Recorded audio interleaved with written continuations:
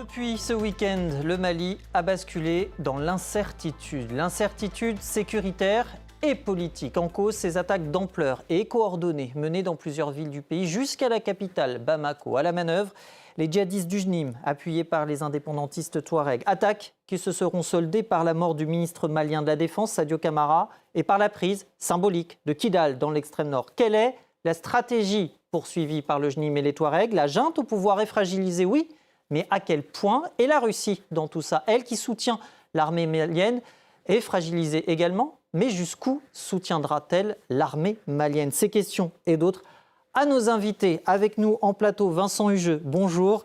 Journaliste, auteur de Les Fers et le Fouet, plus précisément, une histoire raisonnée de l'esclavage. C'est sorti en février dernier aux éditions Perrin. En face de vous, le général Dominique Trinquant, ancien chef de la mission militaire française auprès des Nations Unies. Avec nous également par Teams, Nina Willen, directrice de programme Afrique à l'Institut Egmont. Vous signez-vous aux éditions Oxford University Press en 2025, Securitizing the Sahel.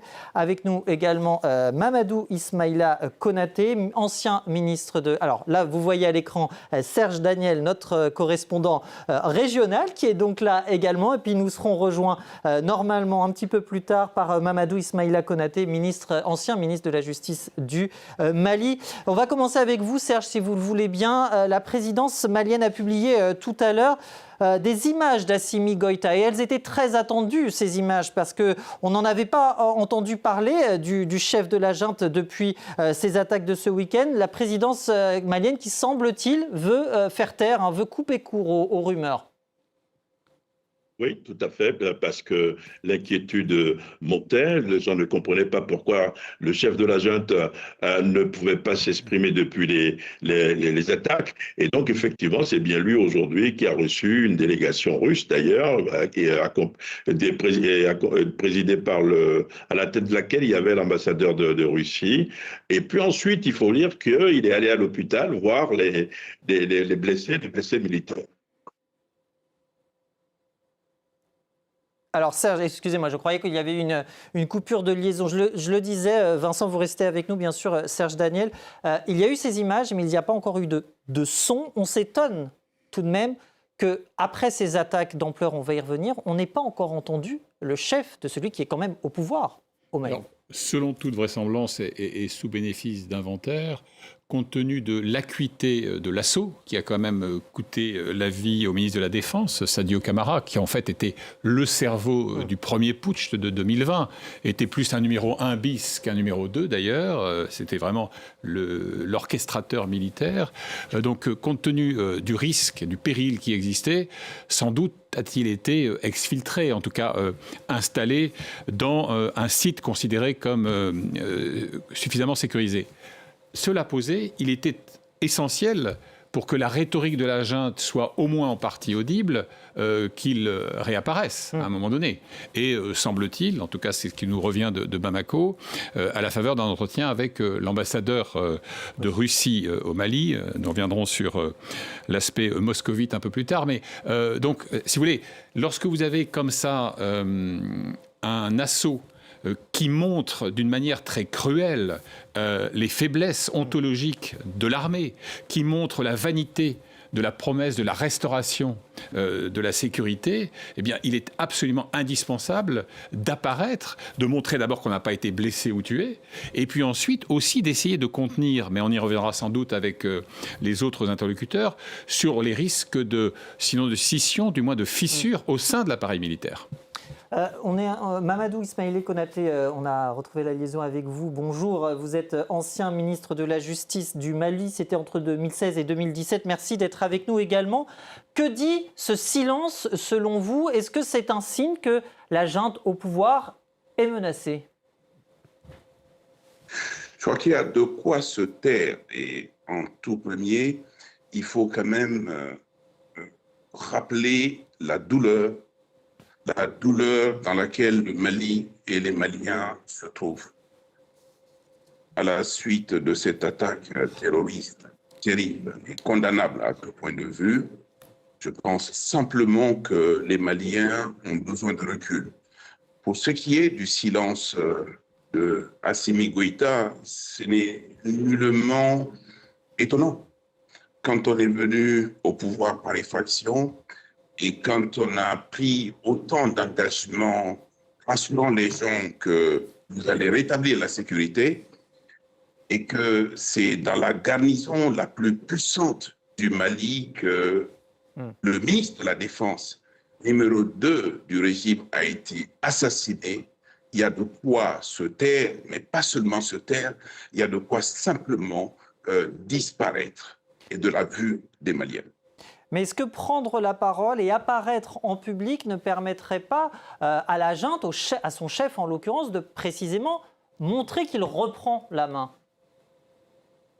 Vous savez, on est des Sahéliens, on est des Maliens, et on rappelle dans un proverbe, vaut mieux la mort que la honte.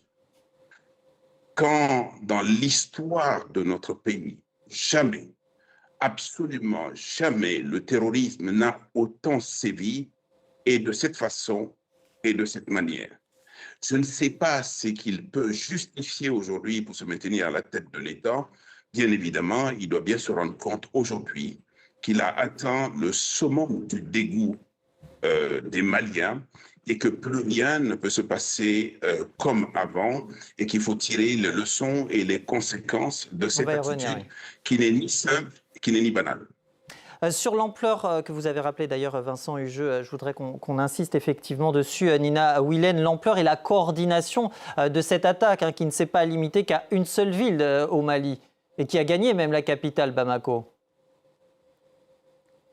Oui, ce qu'on a vu, on ne parle plus d'une attaque isolée, on parle de plusieurs attaques qui sont évidemment quelque chose qu'on n'a pas vu auparavant. Le fait qu'ils ont été coordonnés de manière très efficace, ça montre aussi l'ampleur de capacité de coordination entre Chenim et le FLA. Ça veut dire qu'ils ont aussi eu des préparations ensemble pendant plusieurs mois. Ce n'est pas une alliance qui a été faite sur le moment même, c'est quelque chose qui a été planifié par des mois et des mois. Et nous avons pu voir aussi qu'ils ont pu exécuter ces attaques au même temps dans plusieurs villes. Donc, on va beaucoup plus loin qu'on a vu dans le passé avec ces deux groupes. Évidemment, cette alliance, ça doit aussi faire peur aux voisins de Mali. D'ailleurs, on va en parler, entendu grand-chose des pays voisins de Niger et Burkina Faso qui font partie de cette alliance des États sahéliens qui avait mis sur pied une force conjointe. Au moins, ça a été déclaré il y a quelques mois, une force contre-terroriste de 5000 hommes.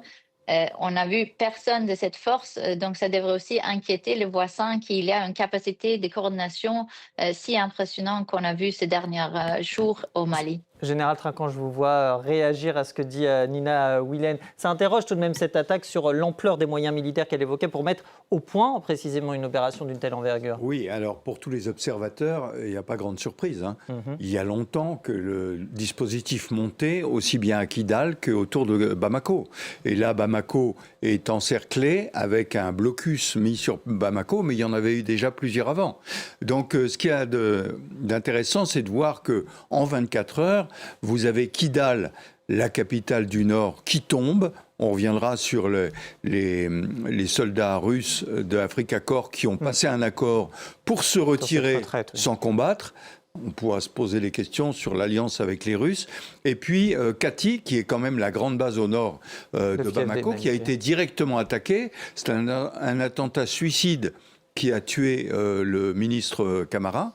Et donc, il y a à la fois la coordination des mouvements, l'alliance entre deux mouvements qui globalement n'ont pas grand-chose à voir, si ce n'est l'effet à obtenir, c'est-à-dire le départ du Mali de l'Azawad, parce que les FLA, c'est une force régionale, j'allais dire territoriale, alors que le FNIM, pas du tout, c'est idéologique. Donc il y a cet aspect-là.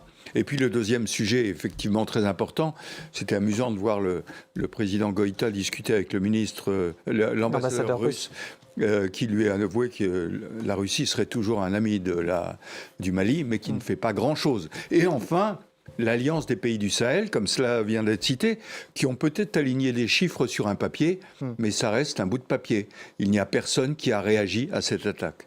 Alors je voudrais qu'on aborde aussi du fait de l'ampleur, cette volonté de reprendre en main de la part de l'équipe au pouvoir. On a eu donc cette publication d'images de Assimi Goïta, et puis il y a eu aussi hier le Premier ministre malien qui s'est exprimé. C'est lui qui a parlé, faute de parole, du chef de la junte, et il appelait précisément à ne pas céder à la panique en dépit du contexte. Écoutez.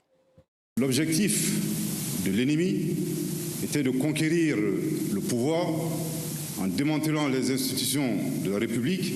J'invite la population à ne pas céder à la panique et de continuer à apporter leur franche concours et collaboration aux forces de défense et de sécurité. Serge Daniel, est-ce que c'est un appel qui a été entendu par la population ?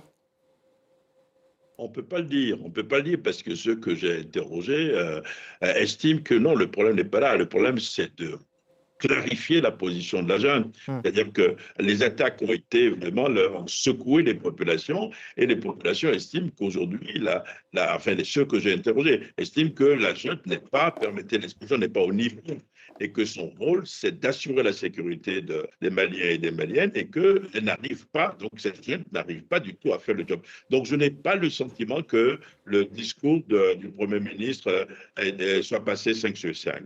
Merci Serge. Vincent ? C'est-à-dire qu'avec le Premier ministre Abdoulaye Maïga, on a droit à 2 approximations pour le prix d'une. D'abord, il n'y a rien de plus performant pour semer la peur que d'inviter les gens à ne pas céder à la panique.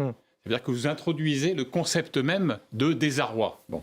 Deuxième remarque, son affirmation sur laquelle l'objectif, on l'entendait à l'instant, était de conquérir le pouvoir, n'est pas corroboré par ce que l'on sait de la doctrine et des dogmes stratégiques, par exemple, de la mouvance djihadiste.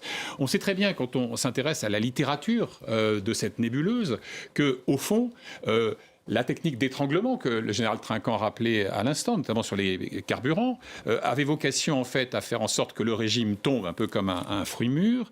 Et en réalité, les rebelles comme les islamistes djihadistes savent qu'ils n'ont pas les moyens ni en hommes, ni en effectifs, ni en matériel de tenir durablement une capitale telle que Bamako.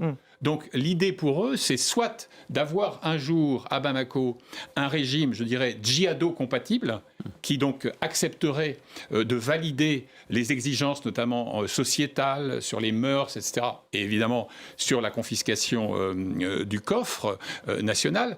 Mais l'idée selon laquelle le projet était d'aller décrocher le Graal de la conquête totale de Bamako me semble pas du tout conforme à la réalité. Nina Willen, sur l'objectif de ce type d'opération menée par le JNIM et les Touaregs. Oui, nous avons, comme l'intervenant précédent a dit, que c'est une chose de faire des attaques, c'est une autre chose de tenir tout un pays, de contrôler tout un pays. Pour le moment, ce que nous avons vu, c'est la capacité de faire des attaques coordonnées. Nous n'avons pas vu la capacité de gérer un pays entier, et surtout pas avec l'alliance actuelle. Voilà. Nous n'avons pas les détails sur l'alliance entre le JNIM et le FLA, mais ils sont un ennemi commun, mais ils ne sont pas d'objectifs communs plus largement. Donc, à voir ce qui va se passer dans les jours et les semaines à venir. Pour le moment, nous ne voyons pas des attaques directes contre Bamako, à part contre les cibles militaires. Et je pense qu'il faut aussi souligner que les attaques qui ont été exécutées ces derniers jours, ils sont toujours visés des structures militaires. Donc, on a bien évité de cibler des civils. Donc, il y a une volonté aussi de maintenir, pas un soutien parce qu'on ne peut pas non plus exagérer, mais de maintenir une sorte de relation avec la population civile dans les endroits où il y a eu des attaques. Mamadou Ismaïla Konaté, sur la lisibilité de cette stratégie, de cette opération menée par le JNIM et les Touaregs, parce que on le rappelle, il y a encore un an, même un peu moins, les deux groupes se considéraient comme des ennemis. Notre invité le disait, il y a un objectif commun, mais on sait aussi que les intérêts sont divergents. Bien évidemment, ils ont des objectifs communs aujourd'hui parce qu'ils ont dans leur visée l'État du Mali qui est représenté par ce régime militaire-là aujourd'hui.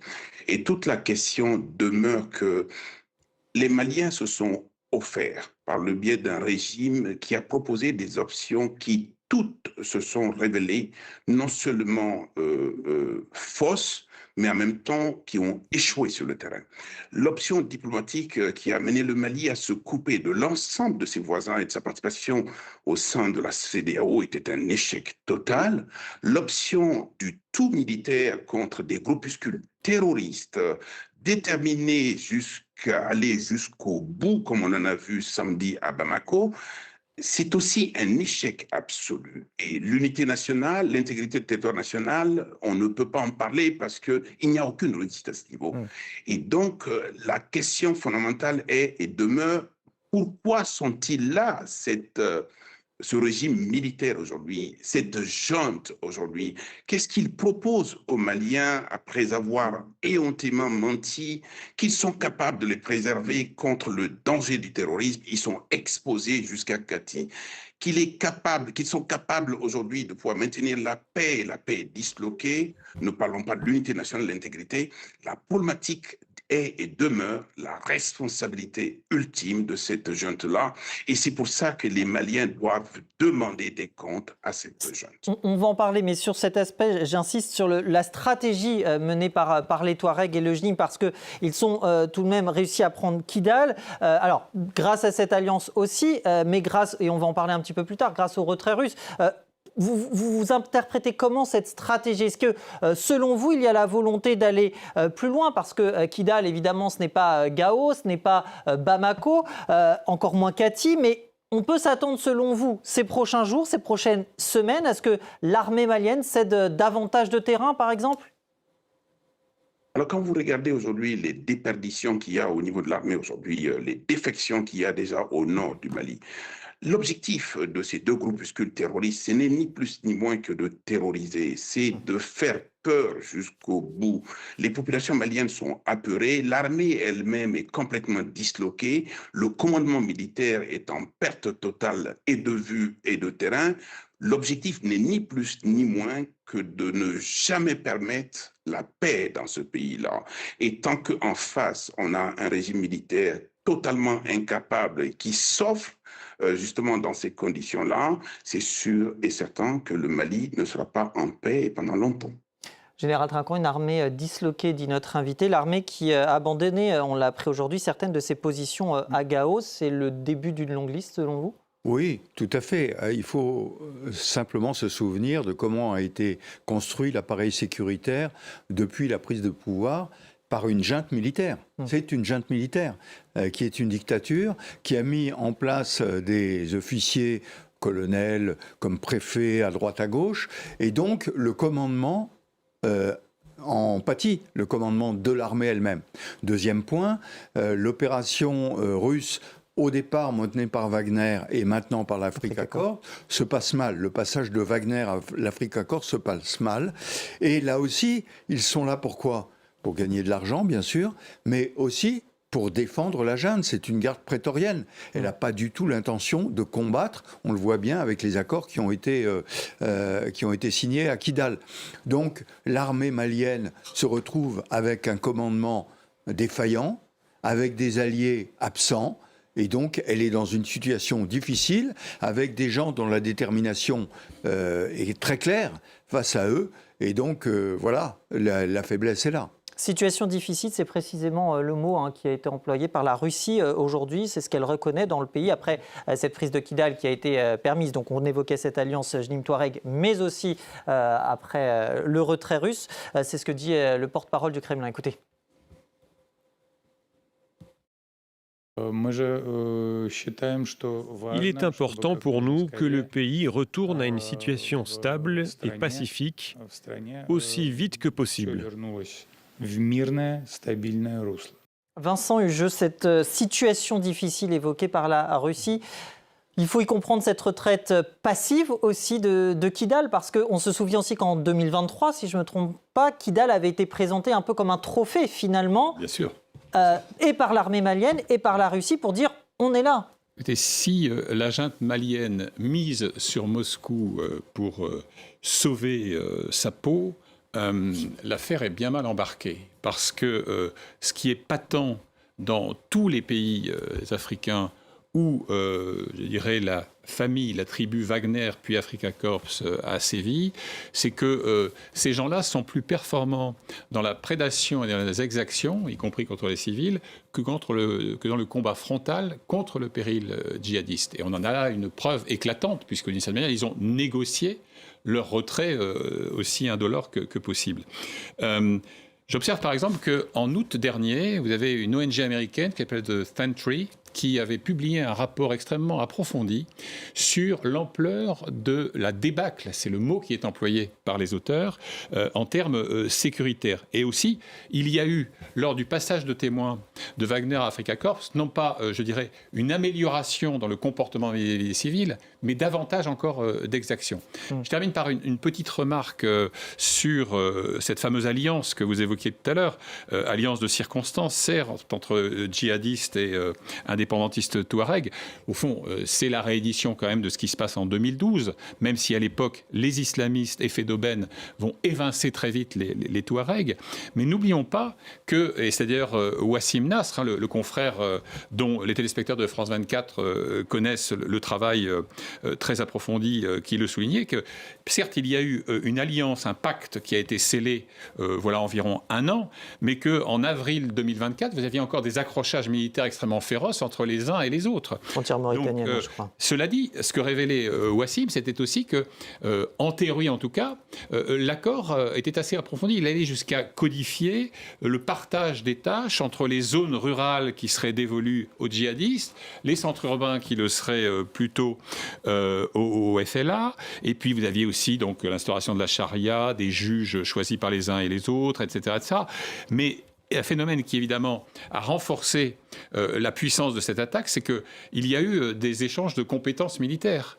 Que, par exemple, comme un domaine comme les engins explosifs improvisés, dont on sait les ravages, eh bien, en quelque sorte, le JNIM a apporté son savoir-faire fatal, et il en va de même pour les mortiers. Donc il faut aussi réinscrire ce pacte temporaire dans une vieille histoire où, encore une fois, les agendas sont divergents, mais on le disait tout à l'heure, l'objectif, lui, est commun. Mamadou Ismaïla Konaté, à quoi peut ressembler la gestion de Kidal, par exemple, avec cette gestion conjointe JNIM-Touareg ? Assez difficile. Assez difficile parce que la prise de Kidal, vous l'avez rappelé, était un objectif majeur pour l'État du Mali, pour l'armée du Mali pendant très très longtemps. Et dans une démarche du tout pour le tout, en compagnie donc des Russes, ils ont pu mettre la main sur Kidal et ils ont ramené Kidal dans le giron. Sauf qu'en ramenant Kidal dans le giron, ils n'ont absolument rien fait pour la paix localement, pour la quiétude localement et pour l'unité nationale. Parce que la difficulté, encore une fois, ce n'est pas tant de mettre la main sur Kidal, c'est de se maintenir sur Kidal. Ce qui fait qu'aujourd'hui, de la même manière que Kidal était un objectif majeur pour l'État du Mali, il l'était également pour les populations touareg de la zone et qui ont été complètement obligées de déserter la ville de Kina. Donc, de ce point de vue-là, la question de Kidal est et demeure. Et si demain l'État du Mali a la possibilité encore de se battre pour remettre la main, on est parti dans un processus infini complètement. Et la gestion va être d'autant plus difficile que Kidal est à l'extrême nord du Mali. Et Kidal, comme par le passé, va continuer à se vivre en dehors du Mali, dans un contexte de guerre. Général Trinquant, sur cette prise de Kidal et cet accès difficile, notre invité le rappelait, et le fait aussi que l'armée malienne, même aidée de la Russie, va avoir du mal à reprendre le contrôle. Oui, elle a eu du mal à reprendre le contrôle, et souvenons-nous, et ce n'est pas un procès que je fais à l'armée française, mais la difficulté qu'elle a eue pour revenir dans Kidal avec les Maliens et de réinstaller le pouvoir malien à Kidal. Ça a été quelque chose d'extrêmement sensible. C'est pas très loin de la frontière algérienne, tout ça. Et là, on va peut-être élargir le débat au rôle de l'Algérie et du Maroc. Et il est certain que, probablement, que la négociation pour le retrait de Kidal des Russes s'est fait avec l'appui des Algériens, mais qui vont regarder d'un œil attentif ce qui se passe à Kidal, parce que juste au sud de leur frontière, il y a un pouvoir séparatiste qui se met en place par rapport à Bamako et qui va certainement inquiéter l'Algérie. Nina Wilén, la présence russe au Mali, quand on entend le porte-parole du Kremlin reconnaître que la situation est difficile, il y a clairement un aveu d'impuissance. On se rend compte finalement que la présence russe, elle est contre-productive. C'est clair que la présence russe est contre-productive. Nous avons déjà entendu le surintendant parler de prédateurs. Nous savons que le groupe Wagner et après l'Africa Corps, d'une moindre largeur, a contribué à l'insécurité de la population civile. Il y a eu des attaques, des massacres, des harcèlements vis-à-vis de la population civile, ce qui a évidemment des effets.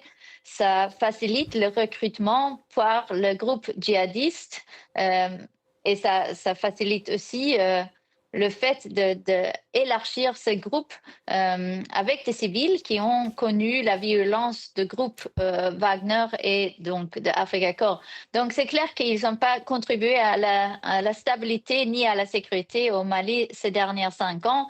Et là maintenant nous voyons aussi qu'ils risquent de laisser une trace durable sur leur réputation de partenaire sécuritaire fiable, vu qu'ils ne sont pas prêts à se sacrifier pour le régime, mais ils ont préféré de négocier pour s'en sortir. Donc, ça risque aussi d'avoir des effets sur la région plus largement. Nous savons qu'il y a des Russes aussi dans un format d'Africa Corps au Niger et Burkina Faso, mais plus largement en Afrique, il y a d'autres troupes russes sous des différents noms, Wagner Corps, Wagner Group ou Africa Corps. Et ceci va laisser des traces, je pense, plus loin que les frontières de Mali. Général Tracan. Oui, ça va laisser des traces, d'autant que la réaction russe, mis à part l'entretien avec l'ambassadeur russe, est assez catastrophique. Sur les réseaux sociaux, les Russes accusent l'armée malienne de se pas se battre, accusent la terre entière d'avoir soutenu les rebelles. Donc c'est pas de moi, c'est pas de ma faute, c'est de la faute des autres, qu'ils soient maliens ou qu'ils soient occidentaux ou ukrainiens. Et donc je pense que le Burkina Faso et le Niger vont quand même se poser les questions sur la fragilité du soutien russe, à la fois militaire, mais aussi psychologique et dans l'idéologie. Ce rapprochement avec la Russie, il fonctionne mieux précisément avec le Burkina Faso, avec le Niger actuellement? Non, il est exactement du même ordre. Ce sont des gardes prétoriennes. Il faut rappeler qu'il y a eu une attaque sur l'aéroport de Niamey il y a 15 jours, sur une base russe. Niamey, la capitale. Donc on voit bien. Et Burkina Faso, on sait, pour ceux qui observent un petit peu la situation dans la région, que les 3/4 du Burkina Faso sont complètement gangrénés par les mouvements djihadistes et qu'il n'y a pas d'offensive de la part des forces russes. Sur ce rapprochement russe, vous l'avez évoqué, Vincent, c'est surtout un homme à qui l'on doit, ce Sadio Camara, ce numéro 1 bis, plus qu'un numéro 2, vous le disiez tout à l'heure. C'est vrai que c'était lui qui était en première ligne lors du coup d'État en 2020 et en 2021. Sa mort bouleverse clairement la chaîne de commandement, mais dans quelle mesure ça va avoir un impact sur la gestion désormais des affaires courantes, si je puis dire ? Mais l'une des questions les plus ténébreuses du moment, c'est quid exactement de l'état de l'unité au sein des FAMA, des forces armées maliennes. Donc quand vous avez un personnage de ce calibre qui est éliminé de la manière qui a été rappelée tout à l'heure, ça ne peut évidemment que susciter beaucoup de troubles. Il se dit qu'il y a en ce moment même des tractations à Bamako entre différentes factions de l'armée malienne. Bon. Et vous avez toujours eu d'ailleurs, c'est vrai au Mali, c'est vrai dans les autres pays où Wagner puis Africa Corps a pris racine, vous avez toujours eu des divergences entre ceux qui d'une certaine manière voulaient s'inféoder à l'ami miraculeux venu du froid, et ceux qui, au contraire, s'arc-boutaient sur la nécessité de préserver un minimum de souveraineté. Et jusqu'à maintenant, à la différence, par exemple, pour sortir de l'ère sahélienne de la République centrafricaine, où vraiment le pouvoir de Faustin Archange Touadéra a un temps cédé les clés du camion aux Russes, au Mali, il y avait quand même une sorte d'exigence de maintenir la souveraineté, par exemple, sur ce qui se fait très souvent, c'est-à-dire se payer sur la bête, le pillage des ressources. Les Maliens étaient plutôt attentifs à préserver une forme d'indépendance, etc. Donc il est clair que le trouble suscité à la fois par cette déroute militaire, par cette trahison en race campagne de l'allié russe, va évidemment accroître plus que guérir les lignes de faille qui étaient déjà perceptibles au sein de l'état-major de l'armée malienne. Et n'oublions pas les petits soldats, comme on est en Afrique, qui, eux, sont envoyés parfois avec des tromblons antiques pour combattre une adversité qui, certes, dans le cadre d'une guerre asymétrique, dispose d'arsenaux assez impressionnants et d'une capacité opérationnelle, on l'a vu, avec les attaques simultanées sur 7 à 8 villes, qui, évidemment, doit les faire réfléchir. Je dis qu'ils gagnent des pécadilles pour risquer leur peau, alors que précisément l'unité de l'armée est devenue une forme de fiction. Une fiction, Mamadou Ismaïla Konaté, l'union de l'armée actuellement est raison de plus après la mort de Sadio Camara? Cette armée a été éprouvée, mais vraiment, véritablement éprouvée. D'abord, les soldats qui sont sur le terrain ne sont pas toujours ni victorieux ni glorieux. Et la mesure de leur prise en charge et les conditions dans lesquelles ils travaillent ne sont pas toujours dignes de ce nom. Et le deuxième élément, c'est que cette armée est attaquée de partout. Le territoire est vaste. Le nord est un foyer de tension énorme. Le centre et aujourd'hui le sud de Bamako. Et quand vous voyez toutes les attaques terroristes qui aujourd'hui ciblent l'armée, ciblent les militaires et ciblent le pays et les biens du pays, bien évidemment, ils sont sur le grill. Et en plus, quand on regarde aujourd'hui le comportement et l'attitude des chefs militaires à la tête, les 5 maintenant aujourd'hui, les 4 qui composent la junte, bien évidemment, il y a de quoi pouvoir se poser des questions et se dire, oui, mais bon Dieu, je me bats pour qui? Je me bats pour quoi? Je me bats pour quel idéal? Quand aujourd'hui, ces 5 généraux sont venus à la tête de l'État du Mali, en se mettant en avant comme étant véritablement des gens qui vont se battre pour la sécurité du Mali, contre le terrorisme et pour la paix au Mali, l'ensemble de ces éléments aujourd'hui sont totalement passés, ils sont passés à côté de l'ensemble de ces éléments. Il est important aujourd'hui que la dislocation de l'armée, la désorganisation de l'armée et la rupture du commandement qui est visible sur le terrain sont des choses qui, à terme, vont véritablement jouer sur la cohésion de l'armée et sur l'engagement des soldats. Mais c'est-à-dire que on va, selon vous, assister à ce que des éléments se rebellent finalement au sein de cette armée jusqu'à aboutir à quoi concrètement ? Je vous rappelle 2012. 2012, l'armée s'est retrouvée dans un contexte aussi difficile que celui de 2026. Et qu'est-ce qu'on a vu sur le terrain? C'est d'abord la démobilisation, parce que les soldats se sont plaints de ne pas avoir de munitions, ces soldats se sont plaints de rester sur le terrain des opérations des mois et des mois sans relève, et ces soldats se sont plaints également même de manquer à manger. Même si ce n'est pas le cas aujourd'hui, visiblement, l'attitude des chefs militaires est en totale discordance avec ce que enseigne la vertu militaire aujourd'hui. Et cette attitude, à long terme ou à court terme d'ailleurs, peut être à l'origine justement de situations totalement déplorables sur le terrain. Nina Wilén, cette armée qui se fragilise, qui se disloque avec des éléments qui se rebellent, ça met à mal aussi tout ce discours de la junte qui avait fait de cet impératif sécuritaire l'un de ses fers de lance lorsqu'elle a pris le pouvoir. Ça met à mal effectivement cette idéologie tant vantée par la junte.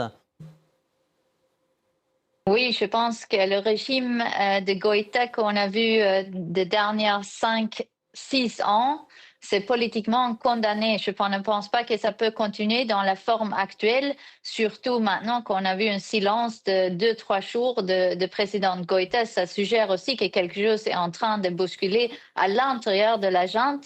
Et nous savons que c'est une région qui est habituée au coup. Et nous avons vu aussi qu'il y a sûrement des mouvements à l'intérieur de l'armée aujourd'hui, notamment par ceux qui ont été rassemblés à Bamako. Donc, il y a sûrement des remaniements au sein de la junte qui va suivre dans le prochain jour, dans les prochaines semaines. Et je pense qu'on va voir un autre type de régime. On ne sait pas encore qui sera à la tête, mais ça me surprendrait si Goïta pourrait rester au pouvoir après ce qu'on a vu ces derniers jours, notamment son absence sens.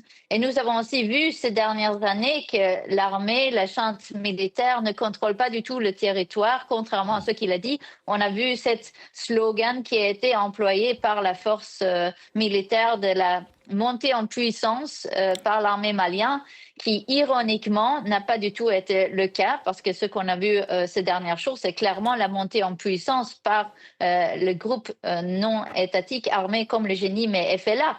Donc le régime actuel, je pense qu'il est condamné politiquement et aussi militairement. Une condamnation politique et militaire d'Assimi Goïta. Il ne peut pas rester en pouvoir en l'état? Ça me paraît assez difficile. On voit le gouffre qui existe entre le discours et la réalisation sur le terrain. Et puis il faut se rappeler, comme ça vient d'être très justement rappelé, l'historique. C'est une région qui a l'habitude des coups d'État. Et si vous voulez, le mauvais exemple, d'une certaine façon, il faut rappeler que le président Goïta a lui-même été issu d'un coup qui suivait un autre coup.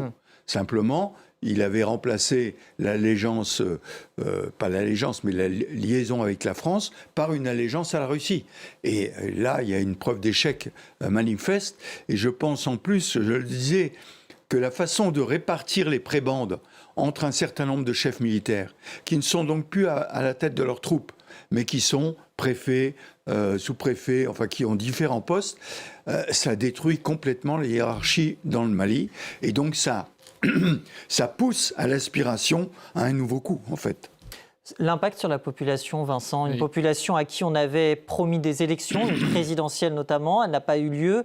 Elle est prise en étau, finalement, entre ce qui se passe politiquement et militairement. Les facteurs qui, traditionnellement, sapent l'assise d'un pouvoir autoritaire ou despotique, vous avez tous les éléments qui viennent d'être évoqués, notamment les fissures au sein de l'appareil sécuritaire, par exemple. Vous avez aussi l'hypothèse d'un soulèvement populaire. Là, je pense que c'est un scénario qui est assez improbable à l'instant T, au moment où nous parlons. Parce qu'il faut quand même du temps, si vous voulez, pour d'abord oser défier ceux qui ont le monopole absolu de la force, et d'une force qui peut être brutale et illégale. Et il y a aussi le temps nécessaire pour admettre qu'on s'est en fait fourvoyé en prenant le sillage patriotique, souverainiste, fraternel, incarné par ces jeunes officiers réputés intègres, dont on estimait qu'ils allaient renouveler le pays. Mais si vous voulez, il est clair qu'aujourd'hui, ceux qui ont voulu croire que la double promesse, une gestion assainie, la fin de la corruption, la transparence d'une part, et le serment sécuritaire, une lutte efficace contre le djihadisme. Si vous êtes un citoyen malien, une citoyenne malienne lambda, vous ne pouvez pas ne pas éprouver un très profond dépit. La question que je me pose, et je n'ai pas la réponse, c'est savoir quelle traduction dans l'espace public il peut prendre tant que l'emprise sécuritaire du régime demeure notamment sur une ville comme Bamako. Mamadou Ismaïla Konaté, les Maliens se sentent trahis aujourd'hui, selon vous, par la junte et par ce qu'elle avait promis? Considérez simplement qu'on est un peuple en agonie et qui n'est pas loin d'assister à son propre enterrement, et ça veut tout dire. Effectivement, le message est limpide. Je voudrais peut-être, il ne nous reste que quelques minutes, évoquer ce risque d'embrasement régional, parce que la situation que connaît le Mali, est-ce qu'elle peut s'étendre aux voisins ? Je pense en première ligne, bien sûr, au Burkina Faso, au Niger. On a vu la timide réaction de l'AES, de l'Alliance des États du Sahel, sur le risque d'embrasement. Rapidement, Dominique Trinquant. Alors, j'irai plus loin dans l'embrasement. Il y a bien sûr les confrères, j'allais dire, du Burkina Faso et du Niger qui sont dans la même situation, avec des mouvements djihadistes qui progressent beaucoup et des mercenaires russes qui ne vont pas vendre leur peau pour cela. Mais je vais aller plus loin, c'est le golfe de Guinée. Parce que, en fait, ces régimes vivent de quoi ? Enfin, pardon, c'est pas ces régimes, les régimes bien sûr, mais surtout l'opposition, elle vit de quoi ? Des trafics. Et les trafics, ils viennent d'où ? Du golfe de Guinée. Que ce soit des trafics autrefois, c'était les cigarettes, le chef Marlboro, comme on l'appelait, mais ensuite la drogue, les trafics humains, tous ces trafics fournissent des financements à ces mouvements et donc ils ont intérêt à descendre vers le golfe de Guinée. Le paradoxe de l'alliance des États du Sahel, donc le trio Niger, Burkina Faso, Mali, c'est que indéniablement, il exerçait une certaine forme de fascination par sa rhétorique auprès des jeunesses africaines. Et on a entendu quand même des hauts responsables du Togo, par exemple, envisager l'adhésion à une AES qui est en train de nous démontrer, là, à l'instant T, que en fait, elle est bâtie sur le sable, puisque Nina Wilhelm le rappelait, la fameuse force qui était censée fédérer les 3 pays autour de la lutte contre le péril djihadiste, eh bien, elle n'a pas l'esquisse de l'ébauche d'une réalité. Et il y a eu des condamnations purement rhétoriques, mais on ne peut pas dire que la solidarité de ce qui devait être le cœur battant d'une nouvelle souveraineté africaine ait été spectaculairement efficace. Nina Wilhelm, un mot rapide peut-être sur ce risque d'embrasement régional qu'on avait commencé à évoquer tout à l'heure ensemble.